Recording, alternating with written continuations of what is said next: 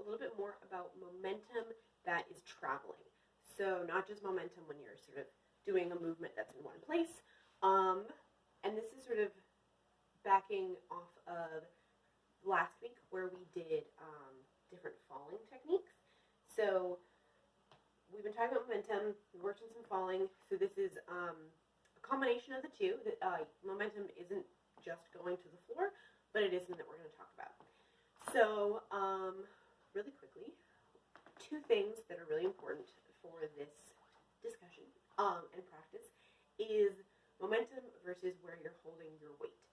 So I think I've used language in the past that kind of conflates the two, which is my bad. Where you hold your weight is literally where your center of gravity is. So when we're walking, it tends to be more pelvis.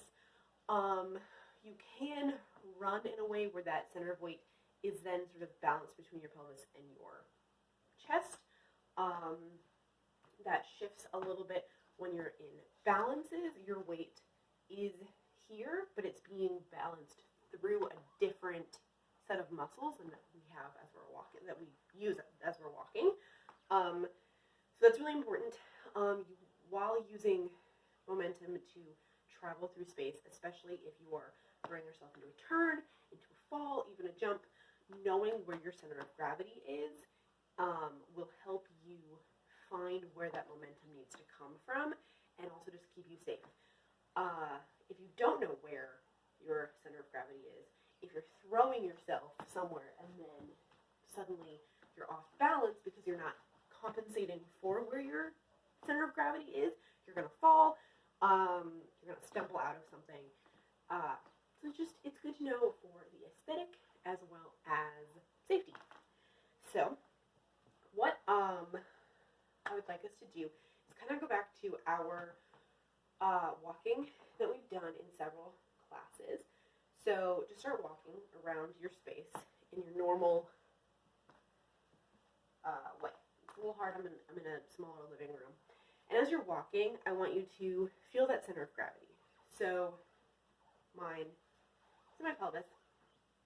And as you're walking, you're then going to go and start, think of somewhere on your body, whether it's your hands, your feet, even your pelvis, and think about that creating momentum to get somewhere. So if it was my hands, I might do something where I just turn and they whip me around. If it's my feet, I might, and that momentum is coming more so actually from my hip down to my foot, and that's pulling me forward. If it was my pelvis, it might like pull me around a little bit. And I want you to play a little bit with that. But as you're playing, really start to think about, okay, if my pelvis is my center of gravity and I'm throwing my leg, what does that mean? That momentum is coming down and up, but that means that my center of gravity has to come, it's no longer directly over both legs. It's now over one leg. So what muscles are holding that? And how do I do that so I'm not just and like falling over or pulling this leg out from under me? Those are some of the thoughts I want you guys to start having. And then we're going to work on some turns to the floor. Just walk around, start to play a little bit. Maybe see what it feels like to use your hands to turn, even maybe jump. This doesn't use a ton of momentum because it's just down and up. But if you were to jump forward, where is that momentum coming from? What is happening to that center of gravity? Great. So, what we're going to do now is we're going to kind of condense all of that sort of what about this into an exercise. So this exercise is going to be a turn to the ground.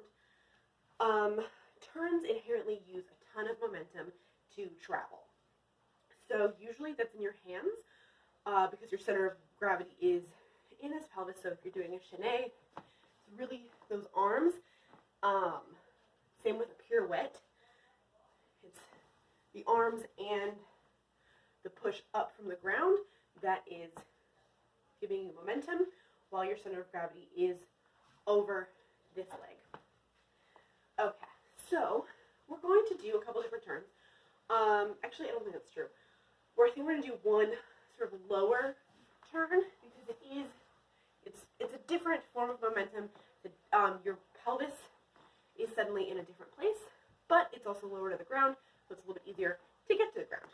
So the turn that I'm doing doesn't have a name, it's nothing special. It's just literally I'm bringing my legs out and I'm turning around them. We'll do that a couple of times, and then I want us to work on that turn, bringing us to the ground. So, first off, our center of gravity is always sort of this area. But when you're coming down and out, feel that displacement. Feel where it's no longer straight over your thighs. It's having to be held a little bit higher now in your stomach so that you're not toppling forward. And your thighs are compensating for your butt being out a little bit. So just feel that. Feel putting too much weight forward and feel what that does. Feel what happens when you put too much weight backwards. You want to sit down. So you want it to really be evenly distributed between this line. Now, when you start to use the momentum to get into that turn, there's a couple places that momentum is coming from. First and foremost is this leg coming out, but that momentum does get stopped because you have to plant yourself to turn around it. And yes, you can use momentum by pushing off of that leg to turn. So that would be, the momentum would be coming from this push up and around. But then you can also use this without the sort of push bouncing movement just to come around yourself.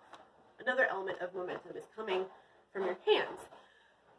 And it's more, I always think of it as fingertips are what's cutting through the air, excuse me, and pulling us around. So try that a couple times. Try that out and around versus the out, up, and around. They're very subtly different, but you will feel that the momentum travels differently. When it's up and around, the momentum kind of stays underneath you, versus when you're coming all the way out together, that momentum is going away from you. Not only away, but it is carrying you somewhere. So try that. Try both of those, once or twice. And then what we're going to, since we've kind of gotten that momentum of this coming around, we're now going to add in another element, which is that momentum not going outwards, but going downwards. So it would look like this, and down. So the mechanics of that is that this is what's coming out with this arm, and this arm and leg are coming downwards.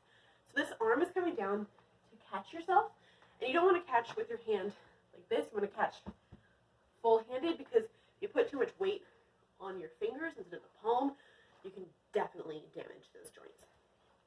So, and then your arm, your leg is coming, it's bending beneath you to come around. Very similarly, last week we talked about falling onto our butt, onto the side of our hip. You're almost doing both of those at the same time in this fall, because you're coming out. This hip, you don't want it to be the kneecap. You want it to keep twisting under you so that this hip and butt cheek are what's coming to the ground. So let's try that. So if you want to get back into the groove by practicing this turn again, do that. Or you can just go straight into turning to the ground. Now the difference between coming to the ground and just turning is that when you're turning with a lot of force, you have a lot more space to go. The more momentum you have, the easier it is to cover long distances while standing.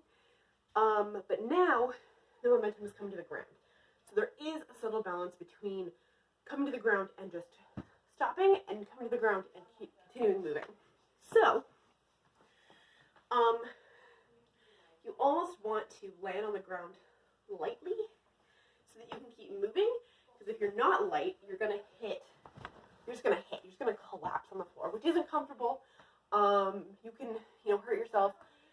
So you want to think about that center of gravity again, this area, because as it's coming down, instead of just planting and kind of releasing your center of gravity, instead, you're almost, you're touching the floor, but you're almost floating it over the floor.